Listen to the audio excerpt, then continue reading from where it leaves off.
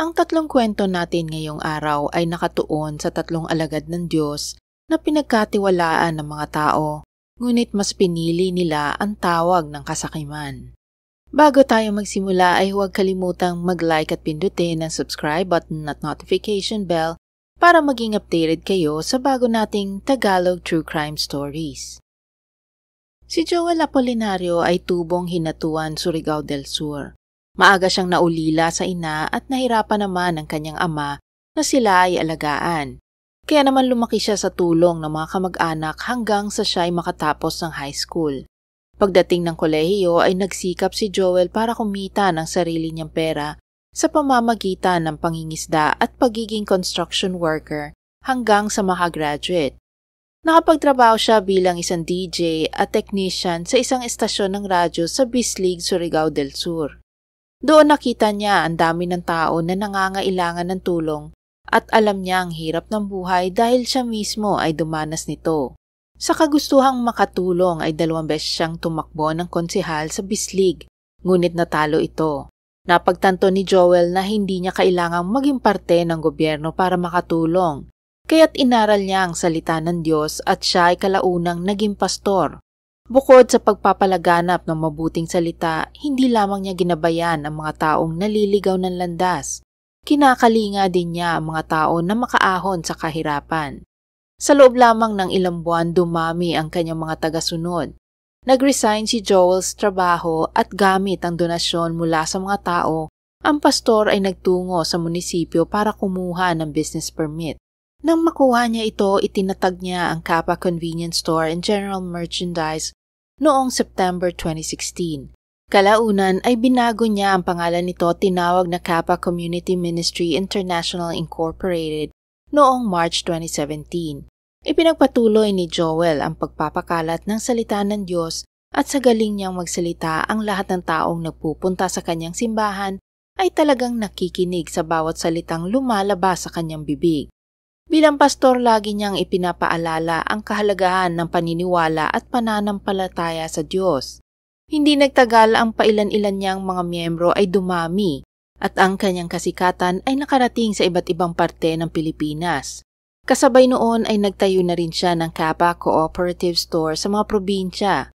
Para mas madali niyang pamahalaan ang lumalaki nilang samahan, si Joel kasama ang kanyang asawa at buong pamilya ay lumipat sa General Santos City. Doon ay ipinagpatuloy niya ang pagpapakalat ng salita ng Diyos at kasabay ng pagdami ng kanyang tagasunod ay ang pagdami din ng miyembro na nagbibigay ng suporta sa Kappa Community Ministry International. Kaya naman marami ang nagulat nang kumalat ang balita na ipinapasara ng gobyerno ang iba't ibang Kappa store na nagkalat sa bansa. Dahil dito, libo-libong mga Kappa members ang nagtipon sa isang sports complex sa General Santos para suportahan ang kanilang pastor. Pagkalipas ng ilang sandali, isang helicopter ang dumating kung saan sakay nito si Joel. Sa harap ng kanyang mga tagasunod ay sinabi nito na nakausap na niya si Duterte na nooy Pangulo ng Pilipinas. Sa pagtatapos ng rally, isinigaw ni Joel na dapat nilang suportahan ang kampo ni Duterte at mga ginagawa nito dahil pasasaan ba at ang kinakaharap nilang mga problema at kontrobersya ay mawawala din. Habang ang investigasyon ay umuusad noong June 20, ang mga miyembro na mula sa iba't ibang lugar sa Pilipinas ay nagrally din para pakiusapan ang gobyerno na buksan ang mga pinasarang opisina ng Kappa. Ngunit ang kanilang panawagan ay tila hindi pinansin. Mas lalo pang lumala ang lahat nang dumating si Duterte sa kanilang bayan at hinikayat ang mga tao na huwag sumali sa Kappa dahil sa iligal ang mga gawain nito. Patong-patong na kaso ang kinakaharap ng Kappa President na si Joel, pati na ang kasamahan nito, pero bago pa makalabas ang arrest warrant, sina Joel kasama ang ibang mga matataas na opisyal ay agad na nagtago. Sa investigasyon nalaman ng Securities and Exchange Commission o SEC na ang mga donasyon na binibigay ng mga miyembro ay kikita ng 30% at ito ay matatanggap nila buwan-buwan. Ngunit ang makakatanggap lang nitong kita ay ang mga taong nag-donate ng 10,000 pesos pataas. Mas malaking donasyon, mas malaking kita. Ang pangakong ito ay walang kaakibat na kontrata. Nagtiwala lang ang mga tao sa mga namumuno sa Kappa. Para din mahikayat at makaengganyo ng taong magbibigay ng donasyon, sa isang video na gawa ng Kappa, sinabi nila na kayang-kaya nilang ibigay ang 30% na kasunduan dahil marami ng negosyong naipundar ang Kappa, tulad ng minahan, palaisdaan, gasoline station, bakery, computer and printing services, construction, paaralan, media services, at malalaking sakahan, manukan at convenience store. Ipinagmalaki pa nila na isa sa mga negosyong ito ay kayang kumita ng 10 bilyong piso kada taon, kaya't malakas ang loob ng mga taga-Kappa na mag-recruit ng maraming tao para sumali sa kanilang kooperatiba dahil kayang-kaya nilang ibigay ang naipangakong 30%. Ayon sa SEC, ginamit ni Joel ang kanyang simbahan at angking galing sa pagsasalita para lokohin at paikutin ng mga tao na kadalasan ay mga mahihirap na hindi gaanong pamilyar kung paano gumagana at mapalago ang kanilang perang pinaghirapan. Sinilip din ng ahensya ang lahat ng mga sinasabing negosyo na nakapangalan kay Joel. Ngunit karamihan sa mga ito ay hindi kumikita ng malaking halaga, kaya nagtataka sila kung saan kumukuha ang Kappa ng pera para maibalik sa mga tao. Kalaunan ay napagtanto nila na ang kooperatiba ay katulad lamang din ng isang Ponzi scheme kung saan hihikayatin ni Joel ang mga taong sumali sa kanilang samahan at sa mga unang buwan ay ibibigay nila ang 30% na ipinangako. Kapag kumagat na ang kanilang biktima ay ipapakalat nito ang balita sa ibang tao na siya ay kumikita kahit hindi siya nagtatrabaho.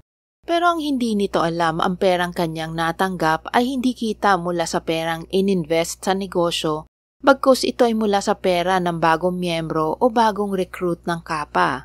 Ibinahagi ng SEC sa publiko na kung 5 milyon ang miyembro ng Kappa at lahat sila ay nagbigay ng 10,000 piso, ang pondo na nakalap ng kooperatiba ay hindi bababa sa 50 billion pesos.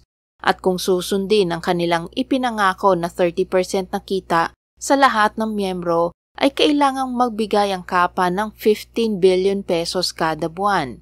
Ayon sa SEC, ang buwan ng kita na sinasabi ng Kappa ay hindi kapanipaniwala. Dagdag pa nila na kahit anong bangko sa Pilipinas ay hindi kayang mag-alok ng ganoong kalaking balik. Dagdag ng SEC na darating ang panahon na hindi na kayang magbigay ng 30% ng Kappa. At dahil sa walang kontrata o kasulatan, kumpiyansa sina Joel na hindi maghahabol ang mga tao dahil karamihan sa mga ito ay naghihikaho sa buhay at sa halip na magsayang ng pera at oras para maghabol sa Kappa, ay gagamitin na lamang ng mga biktima ang natitira nilang pera sa pang-araw-araw na gastusin. Ngunit ang hindi nila alam, isang investor nila mula sa Cebu ang hindi titigil upang maisiwalat ang kanilang baho at para na rin mabigyan ng babala ang publiko sa kanilang panluloko. Ang pagkatao ng Cebuano ay hindi isiniwalat sa publiko para na rin sa kanyang kaligtasan. Pero ang malinaw ay isa siyang negosyante na dating miyembro ng Kappa. Lakas loob siyang lumapit sa mga otoridad para magreklamo at siyang isa sa mga dahilan kung bakit nagsimula ang kontrobersiya at investigasyon sa Kappa.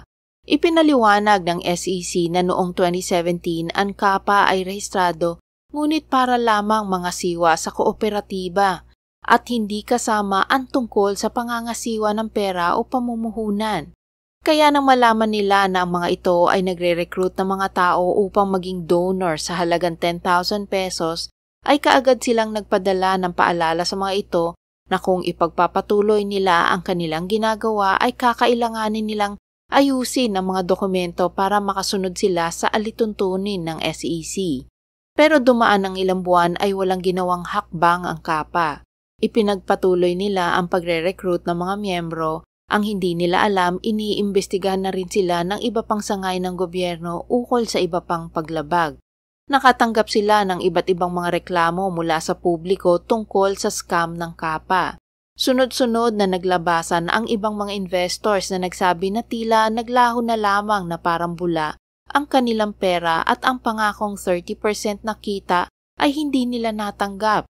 Noong August 2018, ang SEC Davao ay formal lang nakipag-usap sa Kappa at ipinaliwanag na hindi sila maaaring tumanggap ng pera mula sa miyembro ng kooperatiba dahil hindi sila lisensyado na mamahala ng pamumuhunan.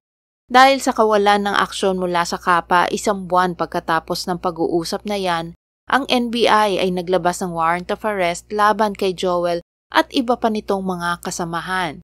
Pagkalipas ng halos 1 taon, ang RTC Manila Branch ay nag-issue din ng search warrant sa iba't ibang mga opisina ng Kapa sa buong bansa at pati sa bahay ng pastor dahil naniniwala sila na ang Kapa ay isa lamang pyramid scheme. Kasunod niyan ay naglabas din ng cease and desist order ang SEC para itigil ng Kapa ang kanilang operasyon. Pero ayon sa mga otoridad ay hindi talaga nagpatinag si Joel at tuloy pa rin ang operasyon ng kooperatiba.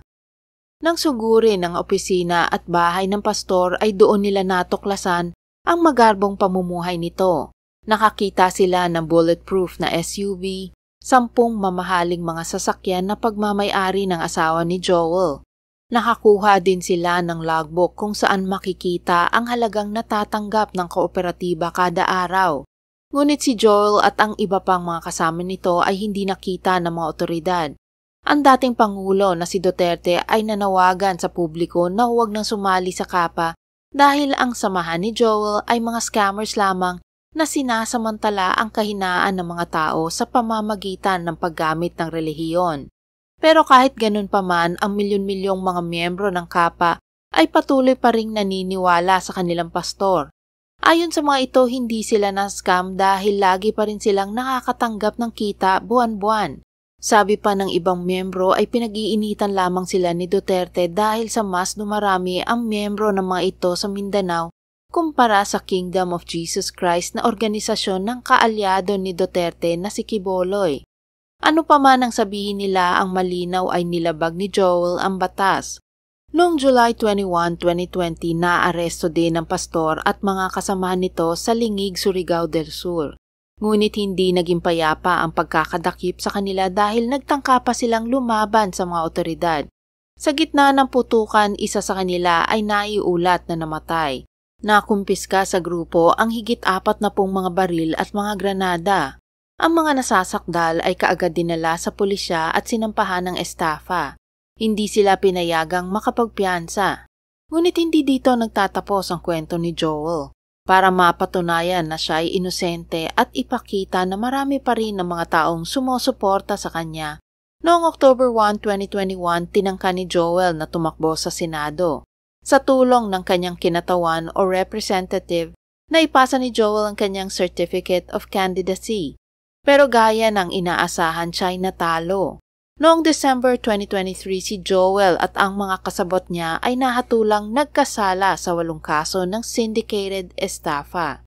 Sila ay itinakdang makulong ng habang buhay at inutusang magbayad ng danyos na 500,000 pesos sa kanilang mga biktima. Ang pangalawa nating kwento ay tungkol sa pari na hindi napigilan ang tukso ng laman. Si Father Armand Garcia ay naging pari noong 2005 at siya ay nakabase sa Amerika. Naging regional representative siya ng isang asosasyon ng mga Pilipinong pari doon. Naging abala si Father Armand sa pagpapakalat ng salita ng Diyos sa mga taong handang makinig, pero katulad ng ibang mga tao ay napapagod din. Kaya noong 2010 ay nagpaalam siya at nag-file ng personal leave upang makapagpahinga. Ngunit bago matapos ang taong 2011, siya ay bumalik sa simbahan bilang pari. At pagdating ng 2012, siya ay pinagkatiwalaan na maging parochial vicar ng simbahan ng Our Lady of the Assumption Parish sa Stratford, Pennsylvania. Kalauna noong 2014, ililipat siya sa mas malaking simbahan, ang Immaculate Heart of Mary Parish sa lungsod ng Philadelphia. Dito ay may tinatayang mahigit 2,000 pamilya na mula sa iba't ibang lahi ang dumadalo sa misa.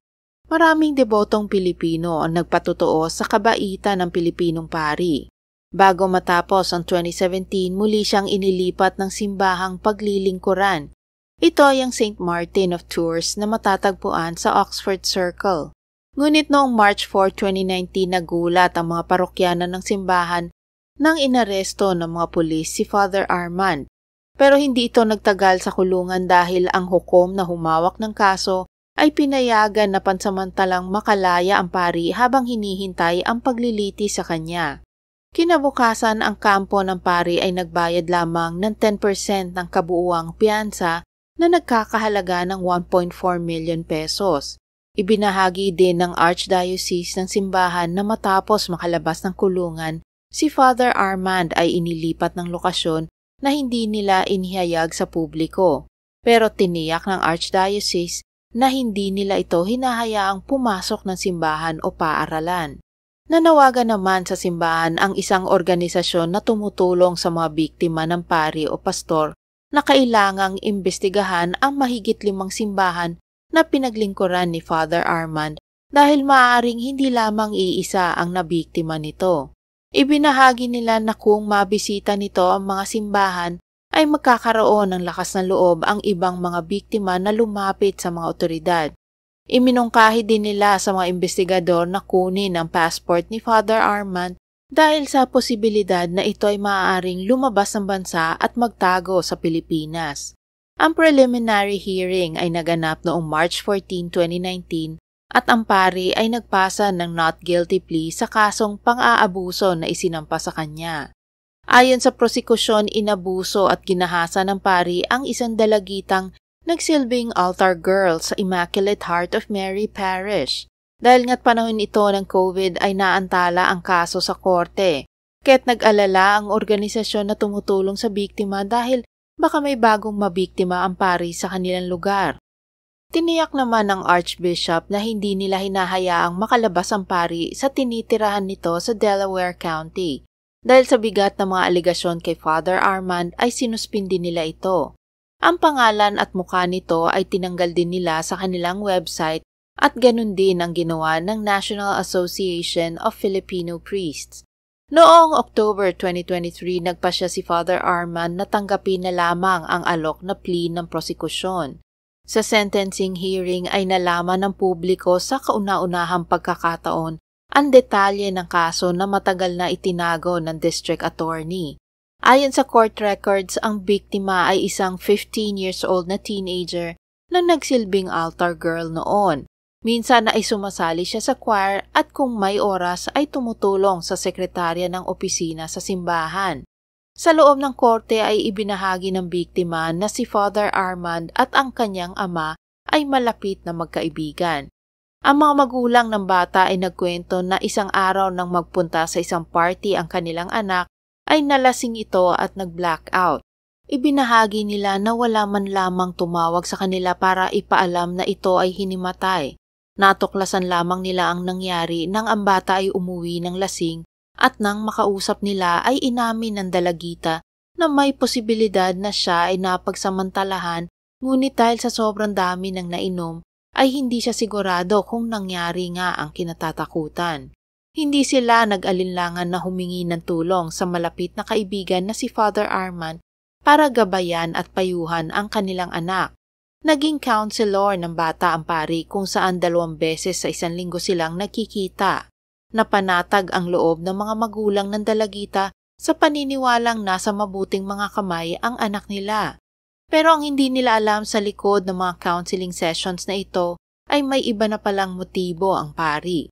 Inamin ng bata na noong una ay tungkol sa kanyang mga problema ang kanilang pinag-uusapan. Pero hindi nagtagal ay unti-unti na siyang inaalok ni Father Armand ng alak at minsan ay marijuana. Noong una si Father Armand lamang ang gumagamit at umiinom. Pero kalaunan ay inalok na rin siya nito na lagi naman niyang tinatanggihan. Sa murang isip ng dalagita, akala niya na ito ay normal lamang sa mga pari dahil laging sinasabi sa kanya ni Father Armand na ang pag-inom ng alak at paggamit ng droga ay hindi problema sa paningin ng Diyos. Kaya't para sa bata ay walang masama sa kanilang counseling session. Sinabi rin sa kanya ni Father Armand na dapat siyang makipagtalik dito dahil yun lamang ang tanging paraan para siya ay gumaling sa kanyang pinagdadaanan. Noong una ay tumanggi siya pero ang pari ay hindi tumigil sa pangungulit sa kanya at kalaunan ay sinabi nito na bukod sa gagaling siya ay magkakaroon din siya ng espesyal na pwesto sa langit. Ibinahagi din ng biktima na ayon kay Father Armand, ang Panginoon ay magiging masaya kung siya ay papayag dahil mapapasaya niya ang isa sa kanyang mga tagapaglingkod ng simbahan. Kinumpirma ng dalagita na una siyang nakipagtalik sa pari noong siya ay 16 years old pa lamang at naulit yon ng maraming beses. Sa korte ay maluha-luha niyang sinabi na sa tuwing tatanggi siya ay laging sinasabi ni Father Armand na magagalit sa kanya ang Diyos. Idinagdag ng biktima na laging sinasabi sa kanya ng pari na ipinadala si Father Armand ng Diyos sa kanyang buhay para siya ay mailigtas. Dagdag ng bata, lalong gumulo ang buhay niya na makasama ang pari. Natatakot siyang magsumbong sa mga magulang dahil baka sisihin pa siya ng mga ito. Ibinahagi niya na simula na may nangyari sa kanila ay mas lalong kinontrol ng pari ang kanyang mga galaw. Nagagalit ito kapag siya ay nakikipag-date sa mga lalaking kaedad niya at agad inaalam kung meron din bang nangyayari sa kanila. Pero natapos din ang ugnayan nila ng pari nang siya ay nagsimulang magkolehiyo at ang pari naman ay inilipat sa ibang simbahan. Ang panig ng depensa ay nakiusap sa hukom na bigyan ng mas mababang parusa ang nasasakdal dahil hindi naman daw nito pinilit ang bata. Kusa daw nitong binigay ang kanyang sarili. Ngunit hindi dito sumang-ayon ang prosekusyon dahil meron silang hawak na ebidensya na magpapatunay na pinilit ang bata. Iniharap nila sa hukom ang mga palitan ng mga mensahe ng dalawa na magpapakita na minanipula at tinakot ni Father Armand ang dalagita para makuha nito ang kanyang gusto. Ang mas nakakagulat ay nang ipakita ng prosekusyon sa hukom na ang pari ay hindi lamang pala nakontento sa kanilang pagtatalik. Inirecord pa nito ang ginagawa niya sa bata. Sa isang video maririnig na sinabi ng pari na gusto niyang i-record ang lahat dahil gusto niya maalala na minsan ay naging magkarelasyon silang dalawa. Ayon sa biktima na makarating sa kolehiyo noong 2016 ay wala nang namamagitan sa kanila dahil malayo na rin ang simbahan kung saan ito naglilingkod. Inabot pa ng 1 taon para makakuha ng lakas ng loob na i-report ang ginawa sa kanya ni Father Armand. Ipinagtapat niya ang lahat sa kanyang mga magulang at agad naman siyang sinuportahan ng mga ito. Lumapit sila sa arsobispo ng simbahang Immaculate Heart of Mary at sinabi ang kahalayan na ginawa ng pari. Ngunit dumaan na ang ilang buwan hanggang 1 taon, walang aksyon na ginawa ang mga tagapamahala ng simbahan.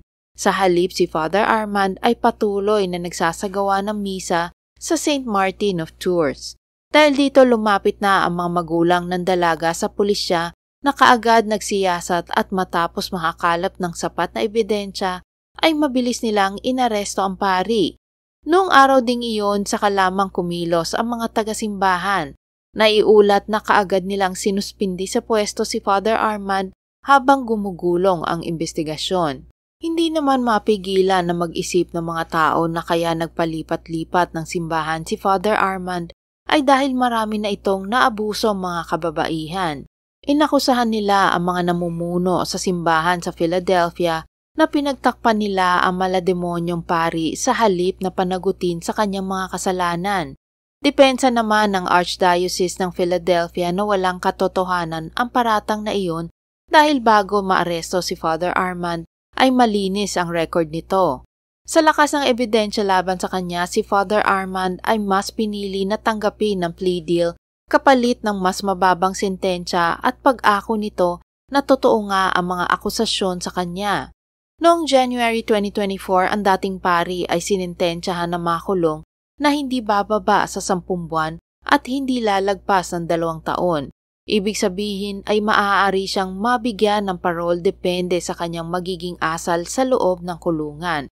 Ang pamilya ng biktima ay masaya at kontento sa naging hatol. Mas pinili din nila ang iwan ng simbahan dahil pakiramdam nila ay iniwan sila sa ere ng mga taong lubos nilang pinagkatiwalaan. Ang huli nating kwento ay tungkol sa isang pastor na hindi mo aakalaing makakagawa ng ganong katinding kasalanan.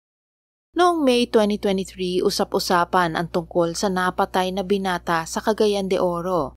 Si Adrian Rovic Fornillos ay ipinanganak noong April 26, 1999. Siya ay nilarawan na isang mabuting anak, matalino at palakaibigan. Dahil sa angking kagwapuhan, pinasok niya ang mundo ng pageantry at nang tumuntong ng kolehiyo, Hinirang na Mr. Liceo University Games 2019. Sa kanyang social media ay makikita din na mayroon siyang girlfriend. Ito ay si Joan Lionel Orog. Gaya ni Adrian, si Joan ay hindi na bago sa mundo ng pageantry. Ang kauna-unahang kompetisyon na kanyang sinalihan ay ang Miss Teen CDO noong 2013 sa edad na 14 years old. Dito ay nasungkit ni Joan ang ika-4 na pwesto. Mula doon ay hindi na siya tumigil sa pagsali sa iba't ibang kompetisyon. Ang relasyon nila Adrian at Joanie ay tanggap din ng kani-kanilang pamilya dahil madalas silang magkasama sa mga importanteng okasyon. Noong August 2022, ibinahagi nila na dahil sa kanilang sakripisyo at diskarte ay nakabili na sila ng motor. Nang sumapit ang taong 2023, excited ang pamilya ni Adrian dahil gusto nilang masungkit nito ang titulong Mr. Cagayan de Oro 2023 at nakatakda na rin itong makagraduate sa kanyang kursong Civil Engineering sa Liceo de Cagayan University. Ngunit ang lahat ng kanilang mga pangarap para sa binata ay magtatapos noong gabi ng May 9, 2023. Galing sa gym, si Adrian ay dumiretso sa bahay ng kanyang trainer para mag-ensayo. Sa labas ng bahay, isang lalaki ang lumapit at tumabi sa kanya. Inutusan siyang tanggalin ang kanyang helmet at matapos nun ay bigla na lamang itong binaril sa ulo. Agad na dinala ang biktima sa ospital ngunit hindi na ito maisalba at idineklara siyang patay. Agad na kumalat sa internet ang balita at ang unang anggulo na tiningnan ng pulisya ay maaaring may kinalaman sa pagsali niya sa mga pageant. Ngunit walang alam ang pamilya ni Adrian na kung sino ang maaaring gumawa nito dahil wala naman itong naikwento sa kanila na may nakaaway o nakaalitan. Ipinakita ni Joan sa social media ang kanyang pagdadalamhati sa nawalang kasintahan. Ang mga investigador ay bumuo ng track team para hanapin ang mga suspect. Ang ama ni Adrian ay nagpaunlak ng interview. Sinabi niya na hindi siya naniniwala na may kinalaman sa kompetisyon ang nangyari, pero ipapaubaya pa rin niya sa kapulisan ang investigasyon. Sa patuloy na pagsisiyasat ng mga pulis, isang CCTV footage ang kanilang nirepaso. Dito nakita nila ang sasakyan na ginamit ng mga suspect, ngunit malabo ang kopya ng video kahit hindi makuha ang pagkakakilanlan ng mga ito. Noong June 9, 2023 sa isang panayam, sinabi ng mga pulis na ibinasura na nila ang anggulo na may kinalaman sa kompetisyon ng Mr. Cagayan de Oro. Sa halip ay binanggit nila na ito ay isang crime of passion. Inanunsyo din nila na gamit ang mga salaysay ng 3 saksi, nakasuhan na nila ang 3 tao at ang mastermind ng murder. Hindi nila ibinigay ang pangalan ng mga taong nasasakdal ngunit kinumpirma nilang tahimik na gumugulong ang kaso. Ngunit matapos ang 3 buwan, ilang mga screenshots ng pag-uusap sa pagitan nila Joan at kaibigan nito ang kumalat sa social media. Nakasulat doon na si Joan ay mayroong kalaguyo habang nabubuhay pa si Adrian. Ayon sa balita, ang lalaki ay may 5 anak at hiwalay na sa asawa. Ngunit ang ikinagulat ng mga tao ay ito pala ay isang pastor at sila ni Joan ay 5 taon nang magkasintahan. Ibig sabihin na unang naging magkarelasyon ang dalawa bago si Adrian. Kumalat sa internet na ang pastor ang nagpapaaral kay Joan at sa isang screenshot na may petsang February 14, 2021, ibinahagi nito sa kaibigan na nakatanggap siya ng mga bulaklak at bag. Sa sumunod na screenshot, iniengganyo pa nito ang kausap na maghanap na rin ng sugar daddy. Napag-usapan din na binibisita pa si Joan ng pastor sa kanyang pinagtatrabahuan. Ang mga tao ay mas lalong nagulat dahil ang pastor o ang sugar daddy na tinutukoy sa mga screenshots ay ang parehong pastor na nag-pray over sa pamilya ni Adrian noong burol nito. Ang litrato ay ibinahagi mismo ng ama ni Adrian para pasalamatan ang pastor. Iba't ibang mga haka-haka ang lumabas tulad ng pagsagot ng pastor sa pagpapaaral kay Adrian at pagbili ng bagong motor nito. Ang nasabing pastor ay ang 51 years old na si Dimber Andales. Base sa kanyang social media profile, siya ay isa sa mga pastor sa Lapasan Baptist Church na tinaguriang bilang largest Baptist church sa Mindanao. Si Dimber ay nagsimulang mangaral noong siya ay 16 years old pa lamang. Ang simbahan na kanyang kinabibilangan ay itinatag noong 1986 ng mga Amerikanong misyonaryo. Noong 2022, ang pastor ay tumakbo bilang konsehal, ngunit ito ay natalo. Si Denver ay isang pamilyadong tao at ayon sa ulat, noong 2021 ipinagdiwang nila ng kanyang asawa ang kanilang 25th wedding anniversary.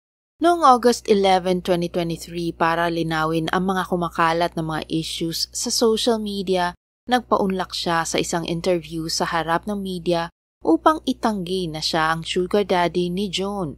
Sinabi rin niya na inutusan na niya ang kanyang legal team para hanapin ang mga taong unang nagpakalat ng maling impormasyon at fake news. Sabi niya na handa siyang kasuhan ang mga taong ito ng libel. Dagdag pa niya na maaaring mga kalaban sa politika ang nagpapakalat ng mga issue para dungisan ang kanyang pagkatao. Nilinaw din niya na siya ay kontento sa kanyang asawa at walang interes na makipagrelasyon kay Joan. Noong September 6, 2023, kinumpirma ng prosekusyon na sina Denver at 4 pang mga taong hindi pinangalanan ay sinampahan na nila ng kasong pagpatay. Nagpadala sila ng subpoena sa pastor para sagutin ang mga katanungan ng mga investigador at binigyan nila ito ng 10 araw para sumagot. Ayon sa abogado ng pamilya ni Adrian na kahit ano pa ang pagtanggi ng pastor, ay meron silang malakas na ebidensya na magpapatunay na ito nga ang mastermind sa pagpatay kay Adrian. Sabi naman ng abogado ni Denver na naghahanda na sila ng counter affidavit para patunayan na may mga butas sa investigasyon ng pulisya. Dagdag pa niya na nakakalungkot lang dahil hindi pa nagsisimula ang paglilitis ay guilty na ang kanyang kliyente sa mata ng publiko. 2 araw pagkatapos ng interview na yon, inilabas ng Cagayan de Oro prosecutor ang dokumento kung saan mababasa kung ano ang basihan nila sa pagsasampa ng kaso kay Denver at 4 pa niyang mga kasabwat. Ang isa sa mga gagamitin nila ay ang salaysay mismo ni Joan. Nakalagay doon na si Joan ang naging susi para umusad agad ang kaso. Nang mapalinaw ng pulisya ang CCTV footage, nakilala nito na ang bumaril kay Adrian ay ang driver ni Denver na si Jeter Nonot. Bukod sa pagiging driver, ito ay isa rin palang junior pastor sa parehong simbahan ni Denver. Inamin ni Joan na nagkaroon nga siya ng relasyon sa pastor ngunit hindi nabanggit kung kailan at paano nagsimula ang kanilang relasyon. Kilala niya si Jeter dahil ito madalas na driver ni Denver tuwing sila ay magkikita. Ibinahagi niya na alam niya na may banta sa buhay ni Adrian dahil isang araw bago ito patayin ay nagkita sila ng pastor at pinapili siya nito. Nang piliin niya si Adrian ay nagalit si Denver at inakusahan siya na manggagamit at mukhang pera. Hindi niya pinaniwalaan ang banta ng pastor ngunit nang mabaril na si Adrian ay nagulat siya dahil hindi niya akalain na magagawa ito ng pastor. Bukod kay Jeter at Denver, meron pang 3 kalalakihan ang kasabwat sa pagpatay, ngunit ang mga pangalan nila ay hindi na inilabas sa publiko. Noong October 16, 2023, inaresto sina Denver at Jeter at sinampahan ng kasong pagpatay. Matapos nito ay ikinulong sila sa Cagayan de Oro City Jail. Itinanggi ni Jeter ang mga paratang sa kanya ngunit naniniwala ang mga otoridad na malakas ang hawak nilang ebidensya laban dito. Si Denver naman ay tumangging magbigay ng anumang komento. Sa isang panayam, sinabi ng pulisya na dahil kay Joan ay umusad ang kaso ni Adrian. Ibinigay ni Joan ang kanyang cellphone sa mga pulis at doon ay nakita nila ang palitan ng mga text messages nito sa pastor na nagpapakita na ang tanging may motibo na ipapatay ang biktima ay ang pastor lamang dahil nasaktan nito sa pagpili ni Joan kay Adrian. Bukod doon ay hawak na rin ng mga otoridad ang mga ebidensya na pinapadalhan ni Denver si Joan ng pera na nagsimula pa noong 2019. Si Joan ay nasa ilalim na ng protective custody ng pulisya upang maiwasan ang anumang pagtatangka sa buhay nito. Noong January 31, 2025, isa na namang testigo ang lumabas na nagsasabing kinausap siya ng pastor upang kumuha ng mga taong papatay kay Adrian sa halagang 100,000 pesos. Isiniwalat niya ito dahil nakokonsensya daw siya sa nangyari sa binata. 2 kalalakihan ang kanyang nakuha para gawin ang inuutos ni Denver at ibinunyag niya sa pulisya ang pagkakakilanlan ng mga ito. Hanggang ngayon ay nananatiling nakakulong sina Denver at mga kasabwat nito habang hinihintay ang kanilang paglilitis. Salamat sa pakikinig sa mga kwentong aking ibinahagi. Sana ito'y inyong nagustuhan at may bagong natutunan. Bago ko tapusin ang video, shoutout po Miss Laura Ashley, Miss Jonalyn Lacaden, Miss Orea Baca, Miss Rosa Aloro, Miss Evelyn Shinonaga, Mr. Greg Panganiban, Miss Rom Petrol Sumbilon, Miss Cherie Laren, and Miss Loy Valiente. God bless po sa inyo at laging alagaan ang sarili. Para sa mga bago kong manonood at hindi pa nakasubscribe, huwag kalimutang i-like ang video at pindutin ang subscribe button para matunghayan nyo ang mga true-to-life crime stories dito.